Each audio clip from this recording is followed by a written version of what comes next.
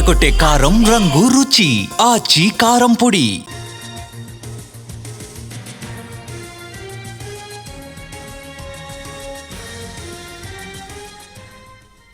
బీహార్లో తొలి విడత నామినేషన్స్ ముగిశాయి. 121 అసెంబ్లీ స్థానాలకు నామినేషన్లు దాఖలయ్యాయి.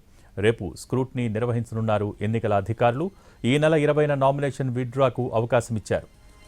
నవంబర్ 6న తొలి విడత ఎన్నికలకు పోలింగ్ జరగనుంది. తొలి విడతలో పలువురు ముఖ్య నేతలు తమ అదృష్టాన్ని పరీక్షించుకుంటున్నారు.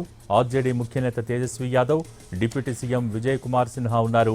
తేజస్వి యాదవ్ రాఘ్పూర్ నుంచి పోటీ చేస్తున్నారు. 2 రోజుల క్రితమే ఆయన నామినేషన్ కూడా వేశారు. ఆయన సోదరుడు ఆర్జేడీ బహిష్కృత నేత తేజ్ ప్రతాప్ యాదవ్ మహువా నుంచి పోటీ చేస్తున్నారు. విజయ్ కుమార్ లక్సరాయ్ నుంచి బరిలోకి దిగుతున్నారు.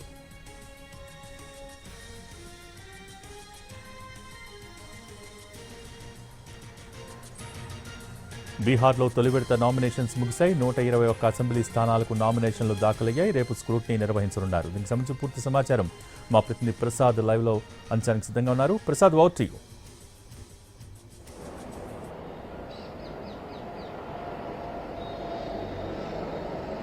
మొత్తం బీహార్ అసెంబ్లీలో 243 స్థానాలు ఉండగా తొలి విడత 121 స్థానాలకు గాను ఎన్నికలు జరిగేందుకు కానీ ఈరోజు నామినేషన్లు దాఖలు చేసేందుకు ఆఖరి తేదీ. దాదాపు బీజేపీ కానీ అదేవిధంగా బీజేపీ ప్రధాన భాగస్వామ్య పక్షం ఉన్నటువంటి జేడీయూ కానీ వాళ్ళంతా కూడా అన్ని అంటే 2 విడతలకు సంబంధించి అభ్యర్థులను ఇప్పటికే ఖరారు చేయడం జరిగింది. ఆ రకంగా ఎన్డీఏ భాగస్వామ్య పక్షాలు అన్నీ కూడా 2 విడతల్లో ఏ స్థానాలకు ఎవరెవరు అభ్యర్థులు అన్న అంశాన్ని చాలా స్పష్టంగా ప్రకటించజరిగి ఎన్నికలకు సన్నద్ధమవుతుంది. ఇకపోతే మహాగఠబంధన్లోనే చాలా ఇబ్బందులు ఉన్నాయి. కాంగ్రెస్ పార్టీ ఇప్పటికే తొలి జాబితాలో 24 స్థానాలు తొలి విడతలోనూ మరొక 24 స్థానాలకు మళ్లీ విడతలో పోటీ చేసేందుకు గాను అభ్యర్థులను ప్రకటించింది. అయితే ఇక్కడ కూడా కొన్ని సమస్యలు ఉన్నాయి. మహాగఠబంధన్లో ఆర్జేడీ ఇంతవరకు అధికారికంగా జాబితాను ప్రకటించకుండానే దాదాపు అభ్యర్థులకు ఎన్నికల గుర్తును కేటాయించి ఆ మేరకు ఎన్నికల ఈ నామినేషన్ దాఖలు చేసేందుకు వారందరూ కూడా ఆదేశాలు జారీ చేసింది. ఈ రకంగా ఎంతమంది అభ్యర్థులు ఆర్జేడీ అభ్యర్థులు ఈ ఎన్నికల్లో తొలి విడత ఎన్నికల్లో నామినేషన్లు దాఖలు చేశారన్నపై పూర్తిగా సంఖ్యాపరంగా మనకు ఎలాంటి సమాచారం లేదు. అయితే పూర్తిగా నామినేషన్ ప్రక్రియ పూర్తయిపోయి అదేవిధంగా ఉపసంహరణ తేదీ కూడా పూర్తయిన తర్వాతనే అధికారికంగా ఆర్జేడీ ఎన్ని స్థానాల్లో తొలి విడతలో పోటీ చేయబోతుంది అన్న అంశంపై స్పష్టత వచ్చే అవకాశం ఉంది. దీనికి సంబంధించి ఆర్జేడీ అదేవిధంగా కాంగ్రెస్ సిపిఐ అదేవిధంగా ఆర్జేడీ సిపిఐ అదేవిధంగా మహాగఠబంధన్లో ఇతర భాగస్వామ్య పక్షాలు కూడా పరస్పరం పోటీ చేసే కొన్ని స్థానాల్లో కూడా 2 పార్టీలు చెందినటువంటి వాళ్ళు కూడా నాయకులు ఇక్కడ నామినేషన్ దాఖలు చేయడం. కాబట్టి చూడాలి ఎవరు ఉపసంహరించుకునేందుకు అవకాశం ఉందన్నపై ఇదంతా కూడా 20వ తేదీన స్పష్టత వచ్చే అవకాశం ఉంది. ఈ రకంగా మహాగఠబంధన్లో ఇంకా లుకలుకలున్నాయి. ఆ మేరకు అస్పష్టత కొనసాగుతూనే ఉంది. 2వ విడత నామినేషన్ దాఖలు చేసేందుకు 20వ తేదీ ఆఖరి తేదీ కాబట్టి ఆ రోజు తొలి మడి విడతలో ఎవరెవరు ఎంతమంది పోటీలు చేసే అభ్యర్థులు ఉన్నారన్న అంశంపై మరింత స్పష్టత వచ్చే అవకాశం ఉంది. ఇకపోతే బీజేపీ అగ్రనాయకులు అదేవిధంగా కేంద్ర హోంమంత్రి అమిత్ షా ఇప్పటికే బీహారు 3 రోజుల పర్యటనకు రావడం జరిగింది.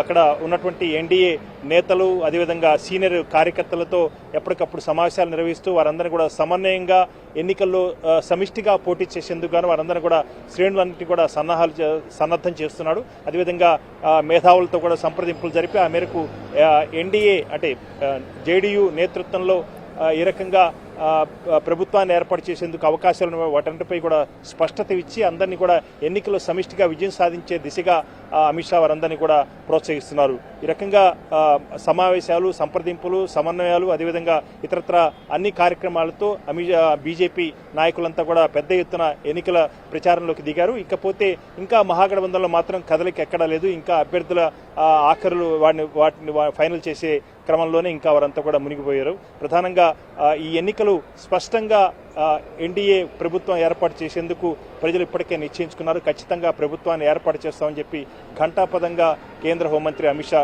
చెప్తున్నారు. అమెరికా ఎన్నికల ప్రచారం కూడా చాలా స్పష్టంగా ప్రభుత్వం మరొకసారి నితీష్ కుమార్ నేతృత్వంలో ప్రభుత్వం ఏర్పడుతున్న అంశాన్ని కూడా స్పష్టం చేయడం జరిగింది. ఈ రకంగా తొలి విడత ఎన్నికలకు గాను నామినేషన్లు దాఖలు ప్రక్రియ పూర్తయిపోయింది.